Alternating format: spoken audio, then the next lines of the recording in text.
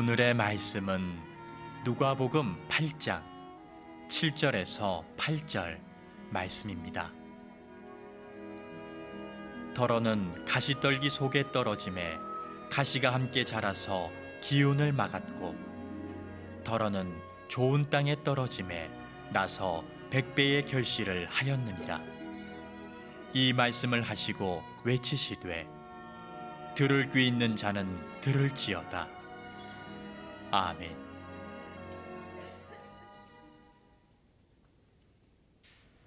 어느 가정에서 한 주부가 요리를 하면서 혼자 불평을 합니다. 이 후라이팬은 요리만 하면 들러붙고, 그래서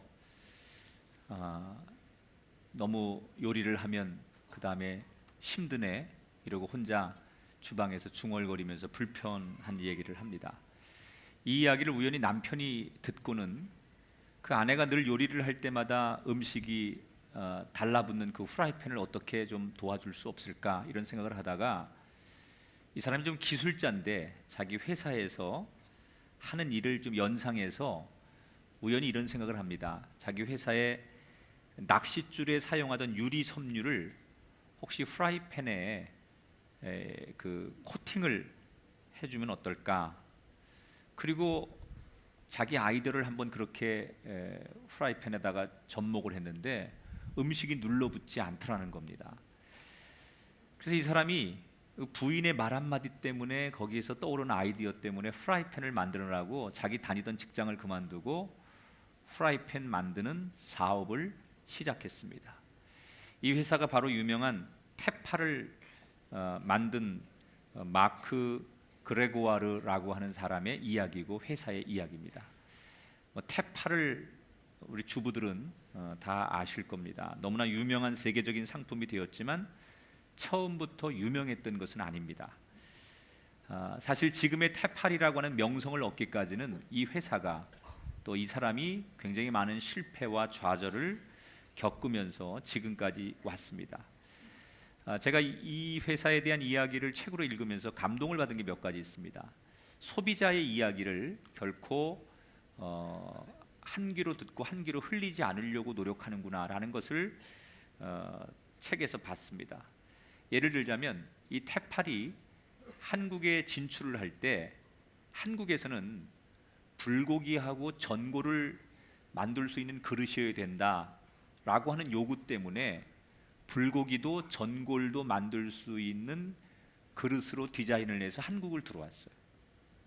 일본을 들어갈 때는 손잡이와 본체를 떼어야 된다. 왜냐하면 일본의 주방은 되게 좁기 때문에 그 붙어 있는 걸 이렇게 싱크대에 놓는 게 좀 어려우니까 이게 분리되면 좋겠다라고 하는 일본 소비자들의 요구에 맞춰서 테팔이 처음으로 손잡이와 본체를 떼는 이런 걸 가지고 일본을 공략해서 일본을 점령하는 거예요.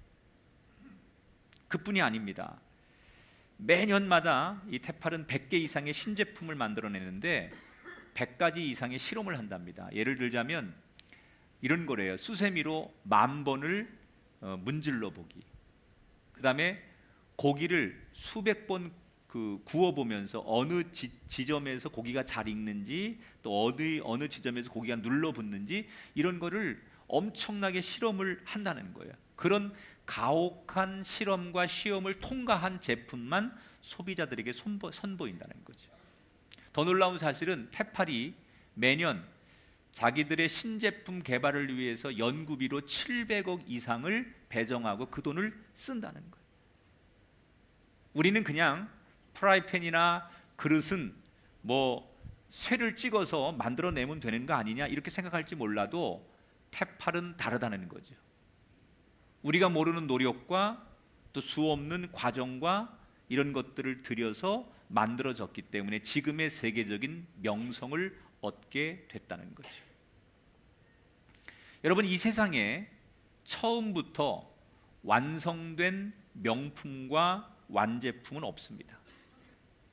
어떤 사람이 그 명성을 얻기까지, 어떤 물건과 또 어떤 지역이 그만한 명예를 얻기까지 수없는 실패와 실수를 거쳐서 지금의 명성이 만들어지는 거예요.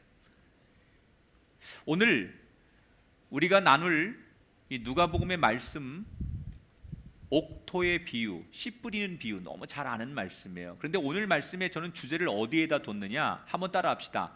처음부터 옥토는 없습니다. 여러분, 처음부터 좋은 밭은 아니에요. 다 누구든지.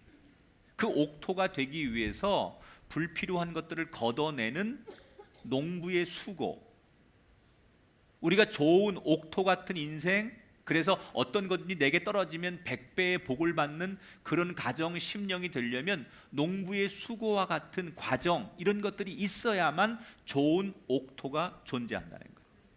오늘 말씀은 예수님께서 비유로 말씀하시죠. 이단들이 이 비유를 많이 이용해 가지고 자기들의 그 교리를 만드는데, 이 비유는 적절하면 대단히 좋고 유용한 말씀이지만 잘못 쓰면 아주 위험한 흉기처럼, 이단들이 함부로 써먹는 것처럼 이 비유는 아주 위험한 말씀이기도 해요. 그래서 왜 예수님이 이 비유를 말씀하시고 어떤 이유로 비유로 말씀하시는지 정확하게 신학적으로 모르면 비유를 자기 멋대로 풀이하기 때문에, 그래서 이단들이 이 비유를 제일 많이 써먹는 거예요.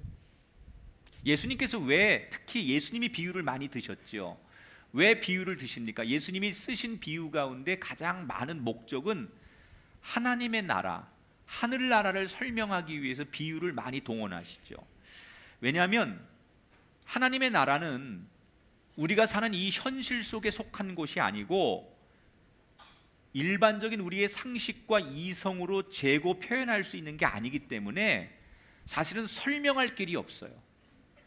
그래서 예수님이 하나님의 나라를 어떻게든지 사람들에게 설명해야 되는데 설명할 길이 없으니까 사람들을 이해시키기 위해서 가장 쉬운 방법으로 이 땅에서 사는 사람들이 가장 근접한 환경에 묶어서 하나님의 나라를 설명할 목적으로 비유를 말씀하신 거예요. 그러니까 비유의 목적은 그거예요. 근데 이게 그 목적이 아니라 다른 곳에 쓰이면 안 된다는 거죠. 자, 예수님께서 오늘 씨 뿌리는 자의 비유를 말씀하시는데, 농부가 씨를 뿌렸어요. 그런데 이 씨가 떨어지는 땅이 아주 딱딱한 길가, 그리고 돌들이 있는 돌짝밭, 그리고 가시덤불이, 수풀이 무성한 가시덤불이 있는 가시덤불밭, 그리고 아주 씨가 잘 떨어져서 뿌리를 내리고 열매를 잘 맺는 옥토와 같은 밭, 이렇게 네 가지의 밭이 있다는 거예요. 자, 여기서 많은 사람들은 이 설교의 결론을 항상 어떻게 내느냐? 우리가 옥토가 되자. 맞는 얘기예요. 뭐 그걸 예수님이 얘기하려고 하는 것도 맞고 그런 설교로 나올 수밖에 없어요, 이 본문이. 그러나 우리가 이거를 기억해야 돼요. 처음부터 옥토는 없다. 옥토가 되자라고 하는 거 좋지만 처음부터 옥토는 없다. 여러분, 인간이 원래 좋은 사람은 없습니다. 그거 잘못 아시는 거예요. 인간은 원래 죄성을 가지고 있어요. 인간은 누구나 다 죄인이에요. 보세요, 여러분. 오늘 저 나온 신생아들 보세요. 조금만 불편하면 막 보채입니다. 보채는 것도 자지러지게 보채입니다. 목이 제껴집니다. 자기가 먹고 싶을 때 엄마가 젖을 빨리 주지 않으면 그 조그만 불편함을 엄마 생각하지 않아요. 저 엄마가 가르쳤겠어요? 태어난 지 며칠 안 됐는데 너 배고프면 자지러져라, 이렇게 안 가르쳤어요. 기저귀가 조금 불편하면 막 보채죠. 조금만 열이 나면 보채죠. 인간은 본능적으로 가르치지 않아도 이기적이에요. 나밖에 모르는 거예요. 우리가 그걸 감추고 살 뿐이죠. 인간은 저나 여러분 다 할 것 없이 우리 마음속에는 나밖에 모르는, 나를 중심으로 사는, 내 생각이 맞다고 생각하는 그런 이기적인 존재가 인간이라는 거예요. 그래서 우리 모두는 죄성이 있어요. 로마서 3장에 뭐라고 말합니까? 모든 사람, 그게 여러분 성인이든 정치인이든 대통령이든 학자든 철학자든 종교인이든 모든 사람이 죄를 범하였음에 하나님의 영광에 이르지 못한다 그랬어요. 우리는 길가와 같은 마음을 가진 죄인, 돌짝밭 같은 마음을 가진 죄인, 가시덤불과 같은 마음을 가진 죄인이에요. 그런데 예수 믿고 하나님 때문에 우리가 돌도 걷어내고 이 길가 같은 딱딱한 이 밭도 우리가 갈아엎고 그리고 가시덤불도 뽑아내면서 우리가 점점점 하나님의 은혜로 의인이 되고 죄로부터 벗어나는 구원받은 사람이 되는 거지, 인간이 처음부터 나는 의인이다, 나는 죄 없다 말할 사람이 아무도 없다는 거예요. 이스라엘의 농사법은 우리나라의 농사와는 조금 다릅니다. 우리나라 농사는 보통 먼저 밭을 갈고 고랑을 만들어서 씨를 뿌리죠. 그리고 흙을 덮죠. 근데 이스라엘은 그 과정이 생략됩니다. 이스라엘은 보통 흙이 많지 않기 때문에 씨부터 뿌려요. 그리고 어디서 흙을 퍼다가 그 씨를 뿌린 곳에다 흙을 덮어요. 이게 이스라엘의 농사예요. 근데 오늘 얘기는 이런 거죠. 어떤 농부가 이제 농사를 짓기 위해서 그렇게 이스라엘식으로 씨를 딱 뿌렸는데 흙을 퍼다가 갖다가 덮기 전에 어디선가 바람이 휙 불어와 가지고 이 씨가 날아가는 거예요. 그런데 바람이 휙 불어 가지고 이 씨가 어디로 날아가느냐? 길가. 여러분, 길가라고 하는 것은 어떤 곳입니까? 자, 12절을 볼게요. 길가라는 곳은 어떤 곳인가를 오늘 예수님이 설명하지요. 12절 같이 읽습니다. 시작. 길가에 있다는 것은 말씀을 들은 자니 이에 마귀가 가서 그들이 믿어 구원을 얻지 못하게 하려고 말씀을 그 마음에서 빼앗는 것이요. 자, 여러분, 길이라는 것은요, 옛날에는 제가 어릴 때는 길 그러지 않고 좀 더 와닿는 표현이 신장로 이랬어요. 신장로. 이게 어디 말이에요? 사투리입니까 이거? 어디 사투리예요? 전라도 사투리예요? 저희 아버님이 남원 분이니까 맞네 그러면. 이게 신장로가 전라도 말입니까? 충청도에서 이 말 안 씁니까? 우리 어머니 충청도 분인데. 저는 여기 사람이고 서울 사람이고 다 쓰죠. 어디든 신장로라는 말 다 쓸 거예요. 여러분, 길가라고 하는 것은요, 모든 게 다 다니는 게 길가예요. 자동차도 사람도 다니고 동물도 다니고 자동차도 다니고 마차도 다니고. 그래서 길이라는 것은 많은 곳이 통행하는 곳이기 때문에 딱딱해지는 곳이 길이죠. 사람의 마음이 길가와 같은 마음밭을 가졌다는 것은, 이건 예수님 뭘 말하는 거냐? 여기서 이 씨라는 것은 하나님의 말씀이에요. 밭은 인간의 마음을 말하는 거예요. 하나님 말씀이 딱 떨어지는데 길가와 같은 마음을 가진 사람은 완고하고 고집이 세고 단단하다는 거예요. 말씀을 듣기는 듣는데 그 씨가 그 길가에 떨어져서 씨가 뿌리를 못 내리는 거예요. 딱딱하니까. 여러분, 이런 사람들의 특징이 뭐예요? 자기 고집이 강한 사람이에요. 이거 다른 말로 말하면 굉장히 교만한 사람들이죠. 남의 말을 경청 안 해요. 특히 하나님의 말씀 따위를 경청 안 해요. 받아들이지 않아요. 남의 말을 잘 안 듣는 게 여러분 교만 아닙니까? 더군다나 하나님의 말씀을 내가 몇십 년 살아온 내 인생의 경험에 비추어 내가 알고 있는 지식과 비교해가면서, 그래서 내 짧은 머릿속에서 나오는 모든 걸 가지고 그 위대한 하나님의 진리와 내가 알고 있는 상식과 삶의 경험을 가지고 부딪히면서 아니야 라고 반박한다는 게 얼마나 어리석고 얼마나 교만한 거예요. 그래서 이 고집 센 사람들은, 자기 주장이 강한 사람들은 하나님의 말씀을 안 듣죠. 거절합니다. 그리고 아예 들으려고 안 하고 손살해치죠. 난 필요 없어. 너나 잘 믿어. 너희들이나 열심히 해. 나는 그거 필요 없어. 아무리 하나님의 말씀을 누군가가 그 사람 마음밭에 전해주어도 이 사람이 들으려고 하지 않으니까 이런 사람에게는 하나님의 말씀이 들어가서 그 사람 마음에 평안을 주고 기쁨을 주고 하나님의 그 말씀이 그 사람의 삶을 축복하게 만들 수가 없는 거예요. 결국 길가에 떨어진 그 씨앗은 그렇게 뿌리를 못 내리니까 어떻게, 오늘 성경에 보니까 새가 날아다니다가 먹이로 쪼아 먹더라는 거죠. 여러분, 혹시 여러분의 마음이 길가처럼 단단하십니까? 왜 괜히 이런 분이 있잖아요. 목사님의 설교를 들으면 반발심이 생기는 사람. 괜히 이유도 없이 괜히 목사님의 설교를 듣고 반발심이 생겨. 그리고 기분이 나빠. 이게 딱 첫 번째 예수님 말하는 첫 번째 밭을 가진 사람이에요. 그런 분에게 제가 축복합니다. 그 마음밭이 갈아엎어지게 되시기 바랍니다. 그 딱딱하고 고집세고 교만하고 자기 주장밖에 모르던 그 마음이 갈아엎어지셔서 부드러운 땅이 되어서 그 딱딱함이 완전히 뒤집어져서 기경되어서 어떠한 씨가 떨어져도 어떤 말씀이 들려도 그 마음밭에 뿌리를 내려서 여러분의 인생도 100배의 열매를 맺는 마음이 되시고 인생이 되시기를 주님의 이름으로 축원합니다. 두 번째 밭이 뭐예요?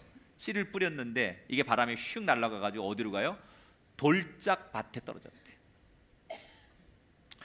저 강원도 같은 데 가면 돌밭 많잖아요. 여러분, 이 돌짝 밭은 돌과 흙이 같이 존재하는 거예요. 그래서 농사를 짓지 못하는 것은 씨가 떨어지면 돌과 돌 틈 사이에 흙이 있어요. 그래서 거기에 씨가 뿌리를 내립니다. 근데 문제는 밑에 결국 돌이기 때문에 뿌리가 내려지는 듯 하다가 결국은 돌 때문에 더 이상 뿌리를 못 내리는 거예요. 돌 위에, 납작한 돌 위에 흙이 좀 쌓여 있어요. 그럼 거기 씨가 처음에는 정착을 합니다. 그런데 뿌리를 내리는 과정 속에서 밑에 돌이 받치고 있기 때문에 더 이상 뿌리가 내려지지 않지요. 이스라엘은 굉장히 돌이 많은 지역이에요. 그래서 농사를 지을 때 돌을 이렇게 골라내가지고 한쪽에 수북히 쌓아 놓습니다. 이 돌밭과 같은 마음을 가진 사람을 예수님이 오늘 13절에 뭐라고 소개했는지 같이 읽어볼게요. 시작. 바위 위에 있다는 것은 말씀을 들을 때 기쁨으로 받으나 뿌리가 없어 잠깐만 믿다가 시련을 당할 때 배반하는 자요. 사실 돌은 길보다 더 딱딱한 거죠. 그런데 아까 말한 대로 그 딱딱한 길은 오히려 씨앗이 이렇게 뿌리를 못 내리는데 이거는 잠시나마 흙이 있기 때문에 돌 위에 뿌리를 내립니다. 내리기는. 그런데 씨가 죽지는 않고 살아있기는 하지만 뿌리를 더 내리는 과정 속에 결국 바닥에 흙이 없고 돌이 기초기 때문에 뿌리를 못 내리는 거예요. 돌이 가로막고 있기 때문에. 어떤 성도일까요? 이런 사람이에요. 예수 믿기로 했어요. 그리고 잠시 동안 예수님이 주는 기쁨, 평안, 은혜 이걸 맛봤어요. 아, 예수 믿는 게 이렇게 좋은 거구나. 예를 들어 여러분 TD를 다녀오시거나 알파 성령 수행을 다녀오시거나 DMT 여러분 아울리츠를 다녀오시거나 또 어떤 뭐 여러 가지 그 극적인 상황 속에서 여러분 어느 순간에 하나님의 은혜를 받고 체험을 하고 야 정말 하나님의 평안이 이런 거구나, 신앙생활 이래서 사람들이 하는 거구나, 그런 기쁨을 맛봤어요. 그런데 결국은 더 계속 지속적으로 그 은혜가 깊어지고 그 평안이 깊어지지 못하고 바닥을 금방 드러내죠. 왜? 내 밑에가 돌짝밭과 같은 마음이기 때문에 그 은혜를 맛보긴 했지만 뿌리를 못 내리는 거예요. 기쁨을 누리지를 못하는 거예요. 왜냐하면 공급이 안 되기 때문에. 중간에 돌이 가로막고 있으니까 그 땅 속에서 올라오는 그 수분의 공급. 여러분, 씨앗이 자라려면 물이 공급되고 영양이 계속 공급돼야만 자랄 수 있는데 흙이 얇으니까 공급이 안 되는 거예요. 그러니까 죽게 되지요. 아마도 많은 현대 신앙인들이 우리가 전도를 해보고 실제 만나보면 과거에 교회를 다닌 경험이 있는 사람들이 많습니다. 심지어 나는 부모로부터 신앙을 물려받은 모태 신앙인들도 많아요. 그런데 교회를 안 나와요. 특히 젊은 세대로 갈수록. 한때는 젊을 때 또는 청소년 때 막 정말 새벽 기도도 하고 막 그 부르짖어 기도도 해보고 열심히 봉사도 해보고 그런 은혜를 체험한 적이 있었어요. 그런데 그게 지금까지 지속되지 않는 사람들. 왜 그러느냐? 은혜라고 하는 것은요, 한 번 받은 사건으로 되는 게 아니에요. 끊임없이 공급되어져야 돼요. 마치 우리 몸에 영양분이 계속 공급돼야지, 과거에 내가 1년 전에 신체 검사 받았는데 너무 건강하대, 그렇다고 나는 이제 더 이상 영양소 같은 거 받을 필요가 없어, 그리고 아무렇게나 살면 그 사람 1년 안에 죽지요.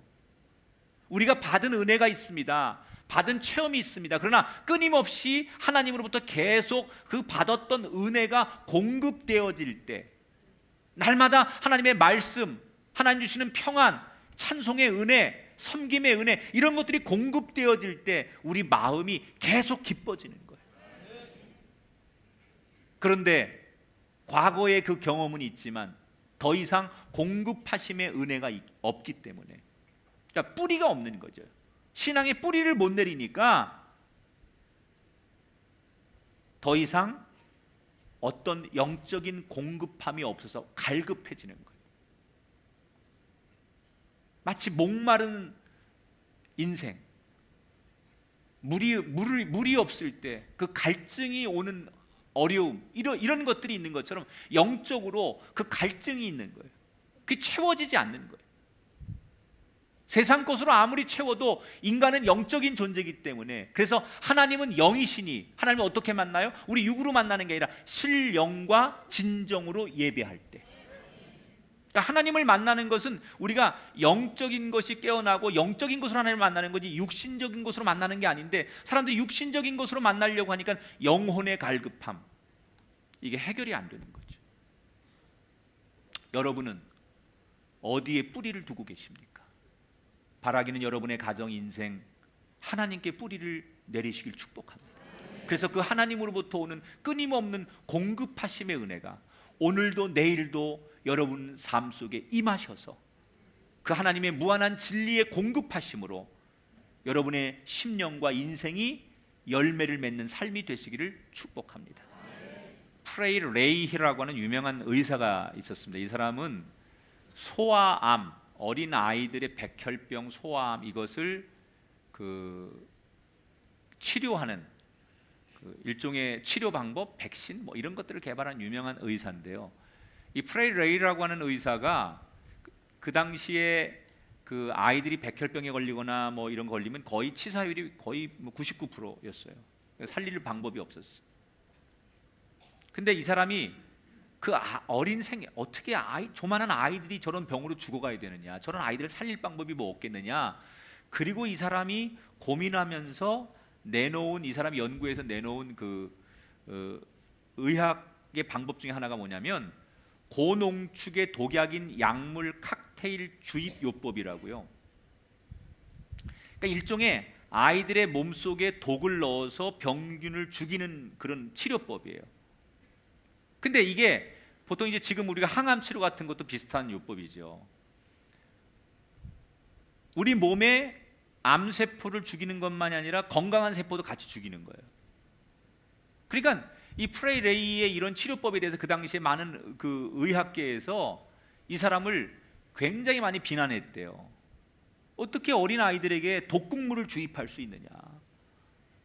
그런데 이 프레이 레이는 그렇게 하지 않으면 극적으로 아이들을 살릴 수 없다고 생각해서 이걸 강행했고, 결국 이것이 나중에는 어린 아이들을 살리는 아예 대표적인 치료 방법으로 이게 공인을 받게 되는 거예요. 뭘 말하려고 하는 거냐?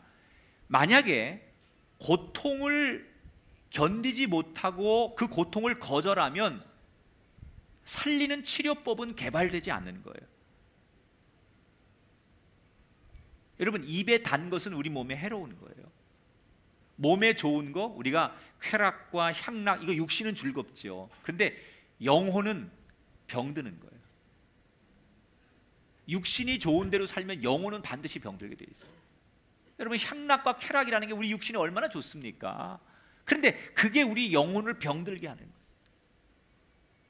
세 번째 예수님께서 말한 밭은 가시떨기 나무가 있는 곳이야. 여러분, 왜 막 이렇게 숲이 우거지고 막 그런 데 있잖아요. 가시 나무 같은 거, 막 쓸데없는 나무가 막 우거져 있는 그런 곳에 바람이 불어서 씨앗이 딱 떨어졌어.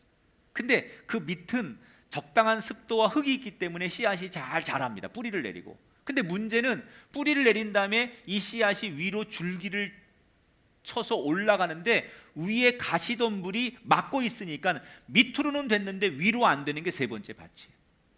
이 세 번째 밭에 대해서 예수님께서 뭐라고 설명했느냐? 14절을 같이 읽어볼게요. 가시떨기에 떨어졌다는 것은 말씀을 들은 자이나 지내는 중에 이생의 염려와 재물과 향락의 기운이 막혀 온전히 결실하지 못하는 자요. 자, 하나님 말씀이 떨어졌어요. 그래서 잘 뿌리를 내렸어요. 믿음이 생긴 것 같아요. 교회 생활 열심히 해요. 그런데 시간이 점점점 가면서 이 사람한테는 현실적인 세상적인 염려, 고민, 이런 것들 때문에 그 믿음이 더 위로 자라지 못하는 거예요. 아마 지금 이 자리에 앉아 계신 여러분들에게도 이 말씀은 대단히 와닿는 말씀일 거예요.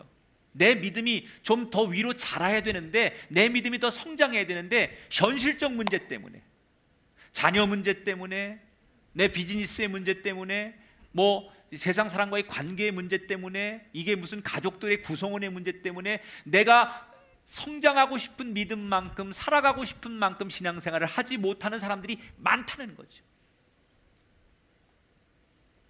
결국 이 가시덤불과 같은, 여러분, 이런 밭은 뿌리는 내렸지만 하나님을 부정하진 않지만, 그러나 내 믿음이 10년 전이나 지금이나 똑같아서 다를 바가 없는, 그래서 더 이상 자라지 않는 거예요. 만족이 없는 거예요. 사람이 뿌리를 내리고 어느 과정이 지나면 꽃도 피고 열매도 맺어야 만족이 있는데, 내 믿음이, 누가 봐도 그 사람의 믿음이 10년 전이나 지금이나 똑같으니까, 열매가 없으니까 다 답답한 거예요. 뭘 해야 될까요? 그 가시덤불을 제거해야 돼요. 뽑아내야 돼요. 여러분, 예수님이 오늘 이 비유를 통해서 말씀하시려고 하는 것은, 저는 그거라고 생각해요. 처음부터 옥토는 없다. 우리는 길가와 같은, 돌짝밭 같은, 가시덤불과 같은 그런 속성을 가지고 있는 사람이에요. 여러분이 어딘가에는 그게 속해 있을 거예요.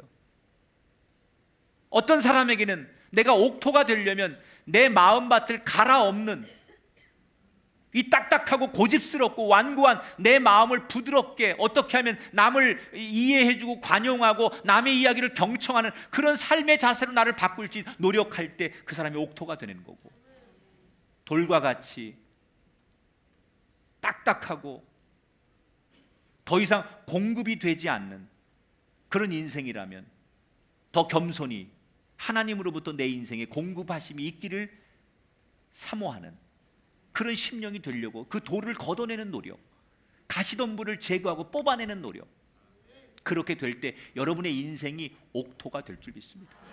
왜 옥토가 되어야 됩니까? 옥토는 작은 씨앗 하나가 떨어지면 100배의 열매를 맺습니다. 그게 씨앗의 축복이에요. 하나님의 말씀이, 여러분이 제대로만 마음밭을, 심령을 가지고 있으면 하나님의 말씀이 여러분의 마음밭에, 여러분의 인생에, 여러분의 가정에 떨어지면 여러분의 삶이 지금보다 100배의 복을 받는, 그래서 세상이 줄 수 없는 평안함, 세상에서 누릴 수 없는 기쁨, 세상이 줄 수 없는 자신감, 세상에서 얻을 수 없는 지혜, 이런 것들이 하나님의 말씀을 통하여 내 삶에 영향력 있게 발휘된다는 거예요. 그러기 위해서 여러분, 농부의 수고가 필요해요. 노력하십시오. 내 심령의 밭을, 우리 가정의 밭을 이대로 두어서는 안 돼요. 아무리 말씀을 여러분에게 주어도, 아무리 말씀을 던져도 그 말씀의 씨가 길가와 돌짝밭과 가시덤불과 같다면 듣는 것에 대한 의미는 없습니다. 여러분의 마음밭이 옥토로 변해야 돼요. 나는 원래 안 돼. 아닙니다. 누구든지 안 됩니다. 그러나 그 과정을 거치면 돌을 걷어내고 가시를 뽑아내고, 때로는 그 가시와 싸우면서 손에 피가 나는 노력도 있어야 됩니다. 아픔도 있어야 됩니다. 무더운 여름에 그 농부의 이마에서 흐르는 땀처럼 그 밭을 갈아엎고 돌을 캐내는 과정이 쉬운 건 아닙니다. 그러나 목적이 있으니까 그렇게 하는 거예요.